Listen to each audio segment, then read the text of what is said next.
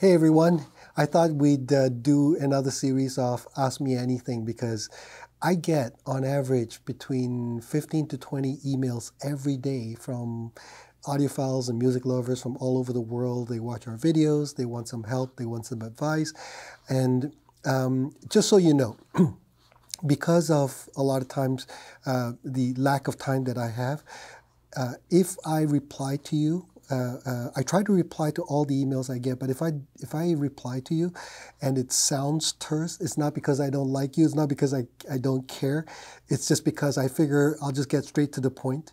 And so if it sounds terse, please forgive me. It doesn't, I don't mean it to be. All right, so let's start with, these are probably the most common questions. There are very specific ones which I won't go into. First question. Don't you think that high-end audio has become ridiculously expensive? Okay.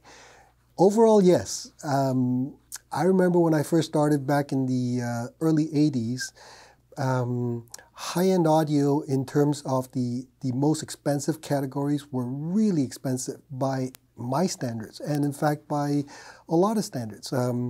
The Infinity IRSs were what, about 60 or 70,000 Canadian dollars, and back then my sister had just bought a townhouse for $44,000. So speakers cost more than her house. So by that measure was also very, very expensive.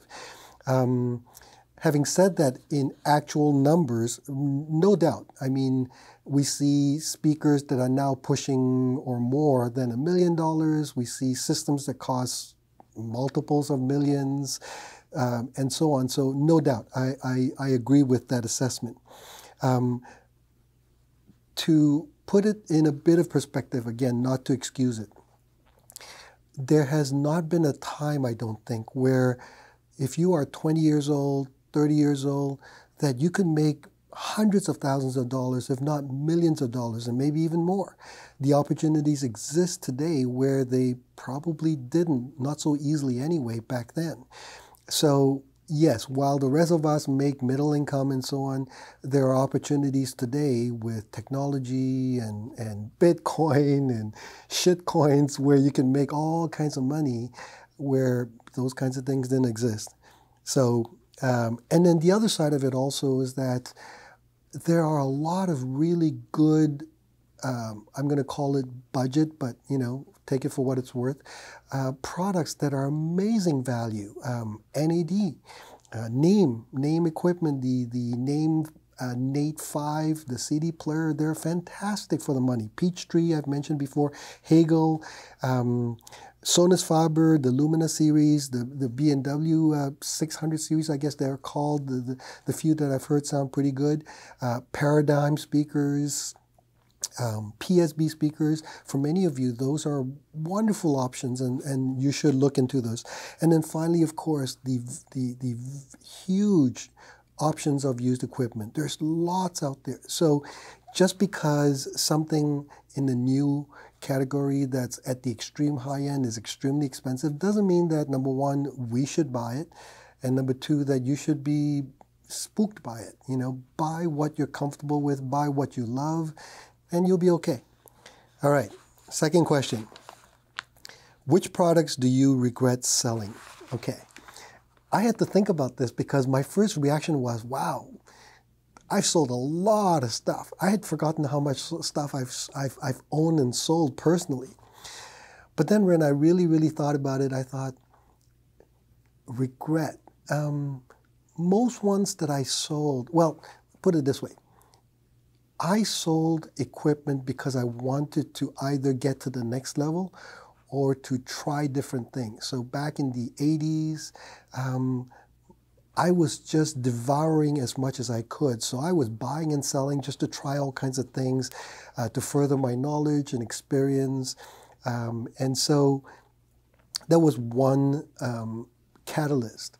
The other reason, of course, was to upgrade. And so, but if I think about things I really regret, then those are things that I have particularly fond memories of, or specific, what's the word? special reasons why I bought it to begin with. So, for example, the Macintosh MA5100 integrated amp. This was the first Macintosh piece I personally bought.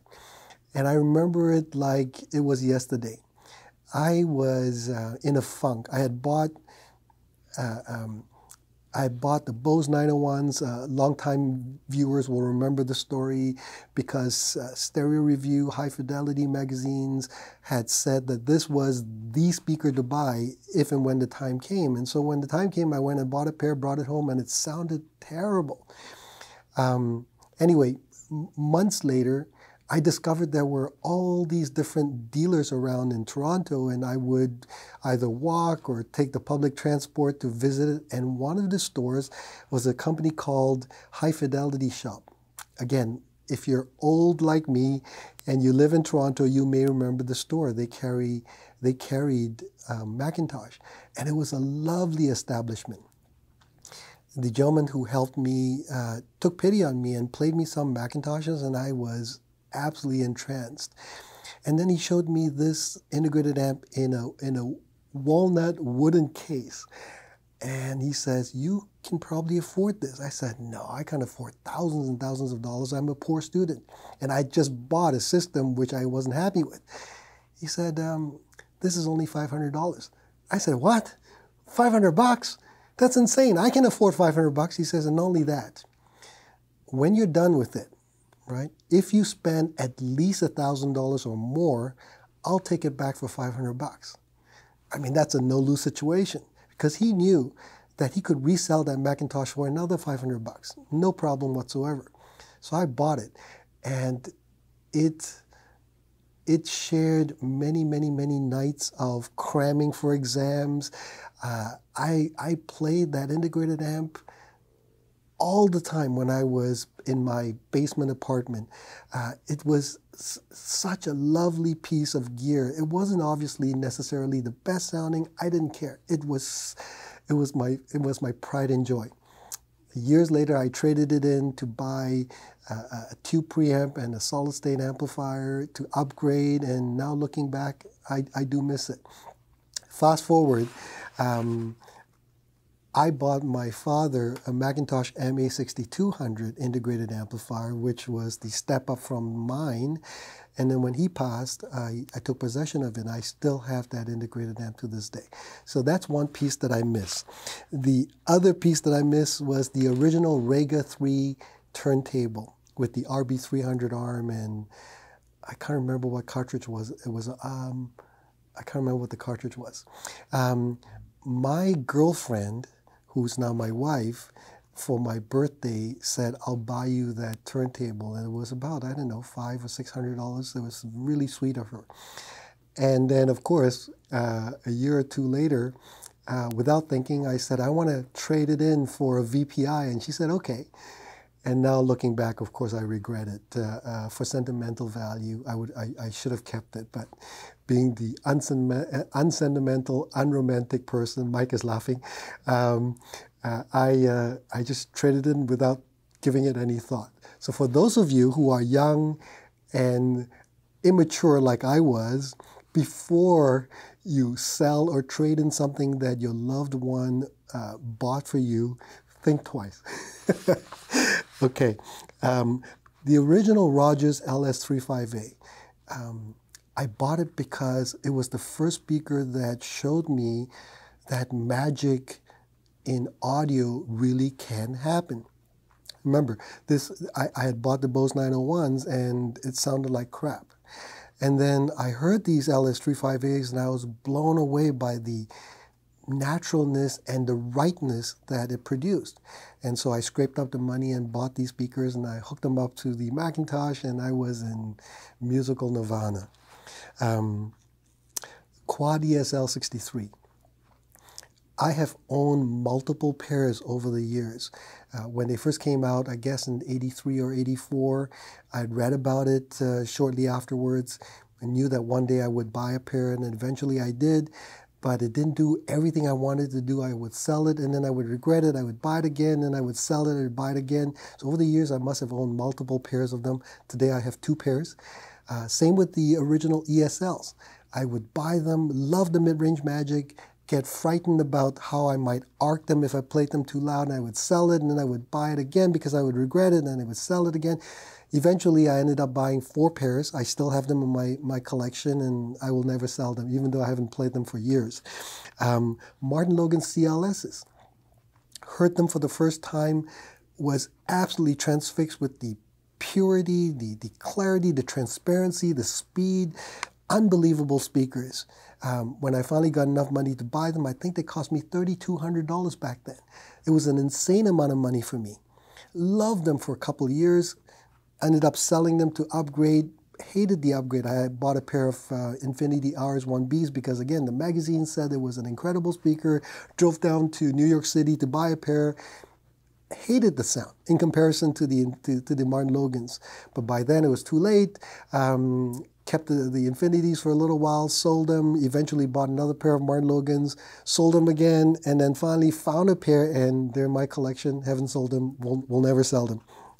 MFA, the Magis 2Bs, the tube preamplifier, love that preamp. Unfortunately, there was a situation where I needed money desperately, and so I had to sell it at a big loss, and I've never ever bought it again, and I do regret that. The VPI HW19 Mark II with the Eminent Technology air-bearing tone arm, and I think it was a Grado MCX cartridge, or MC, something like that. Love that turntable. Fussy as all get out, the tone arm in particular. But I love tinkering with it. That setup taught me so much about setting up turntables, and for many years afterwards, I became the turntable setup guy in Toronto for a lot of companies. I missed that just because it was so unique in so many ways. My Oracle Delphi 3 with the SME turntable, tone arm, and monster. Again, those of you might remember that. The Monster Genesis 1000 cartridge. Oh, what a beautiful combination. By the way, before I go on, those of you who have similar kinds of memories, please put them down below. I would love to read them and reminisce with you. So these are some examples of products that I've sold over the years that I regret. Okay, third question. You obviously love what you do. Is there anything you don't like? Very few things. I don't like paperwork, but it has to be done. One of these days I'll smarten up and hire somebody to do it for me. Probably the one thing I don't like is when I have to deal with customers who are just rude or belligerent, entitled, or just negotiate in bad faith. You know what I'm talking about. Human beings, right? Human beings, we have incredible human beings, and we have people who are just not so nice. I'll give you 2 examples. As I mentioned earlier on, I get dozens of emails every day. And as I said, I try to get to the point as quickly as I can. In many cases, if the question is very specific, like, I have this preamp, I've got this amplifier, I'm thinking about this speaker or that speaker, what do you think? What are your thoughts? I always start with a general thing, and that is that I really don't know you. I don't know your tastes. I mean, if you tell me that you like these kinds of music, that only tells me that you like the music. I still have no clue what kind of sound you like. And even if you try to describe it with me, because words describing sound are imprecise, I still don't know. We don't have a common language per se. The only way I would know is if you and I sat down together and listened to a bunch of things, and then I'll get an idea of what you like and what you don't like. And so my general immediate answer is, because I don't know, your best bet is to find a local dealer that you can trust that has these kinds of products, and then go for a listen, and then try to see what you like. Trust yourself. You know, at the end of the day, my advice is nothing more than my beliefs and my likes and dislikes. They may not reflect what you like. But then, in addition to that, I'll also say, here are some guidelines. There are some things that you should watch out for. And then I will give a list of things that I would think about, I would suggest, and then end it.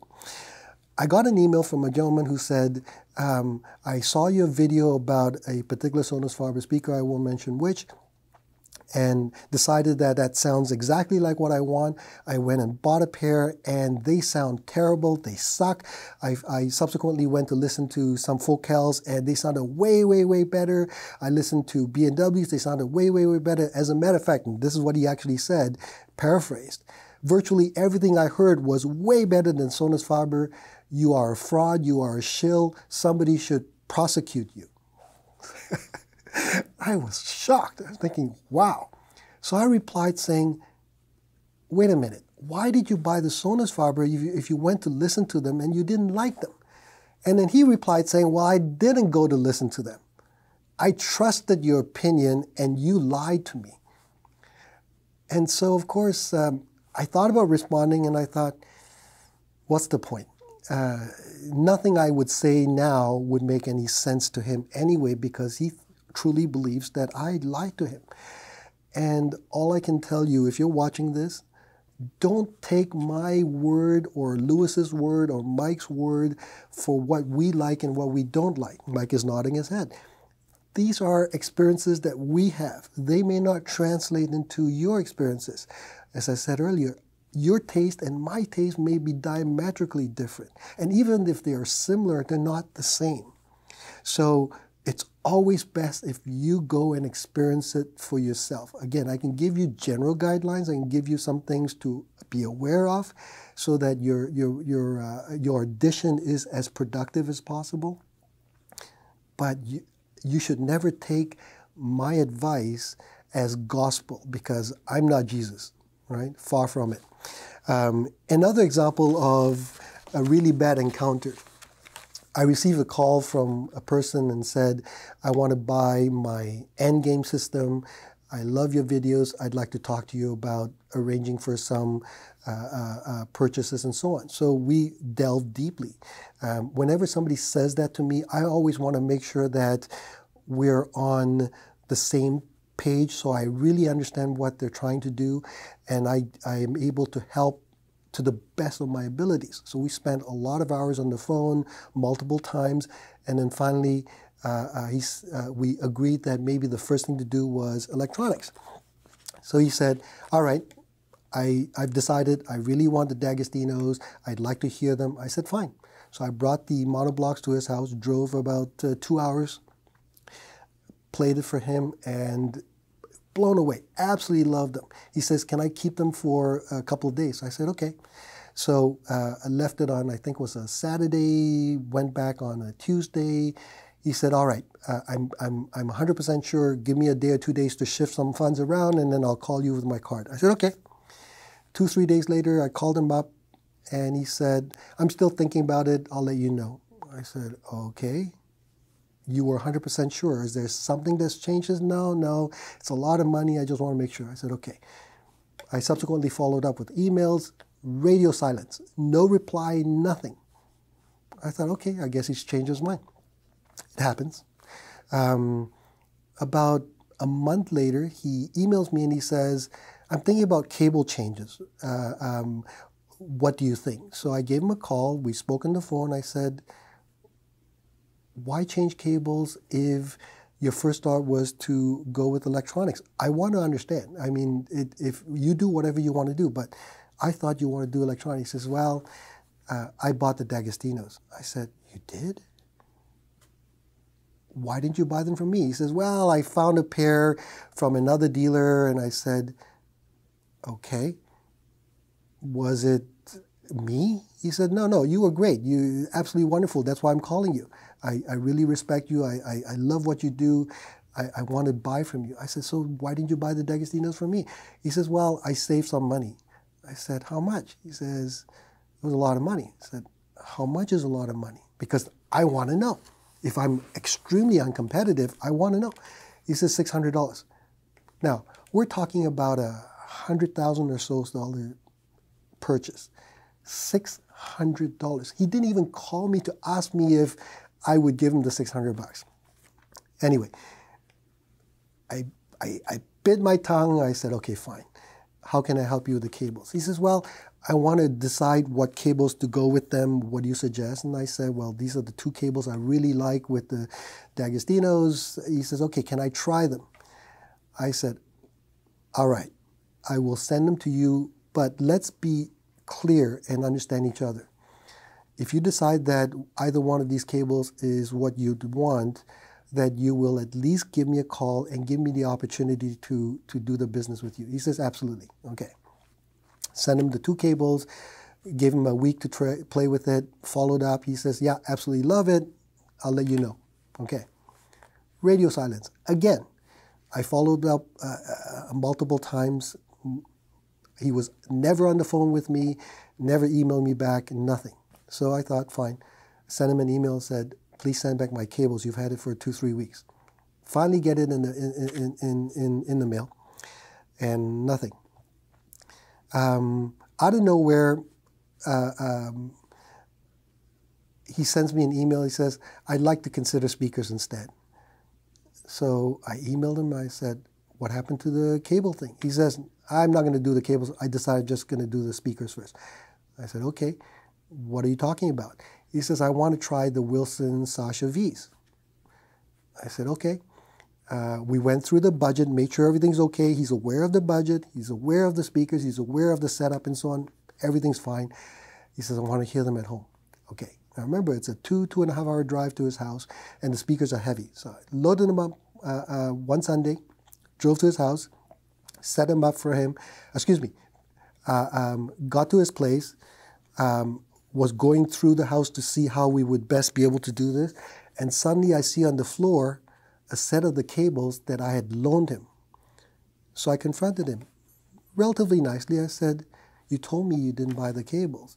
He says, yeah, I didn't know how to tell you, but I did buy the cables. I said, from who? He says, I bought it from the internet. I said, okay. I went back to the car and I closed the hood. He says, where are you going? I said, I can't do business with somebody who I cannot trust, who lies to me, and has wasted hours of my time, hours of my time. He says, how dare you? He started yelling at me, how dare you? You're a dealer. That's your job. You're supposed to help a customer. I said, no, I'm not a slave. I work for myself. I choose to work with people that I want to and who respect my time and my knowledge. You obviously don't. Why should I waste any more time? So anyway, I drove home. That's one of the more unfortunate and difficult situations. Thankfully, as the guys will tell you, the vast majority of our clients are really nice. They're wonderful, and we become friends with our clients. But yes, that's one of those things in this particular industry, and I'm sure lots of other industries as well that are difficult for both sides, if you will.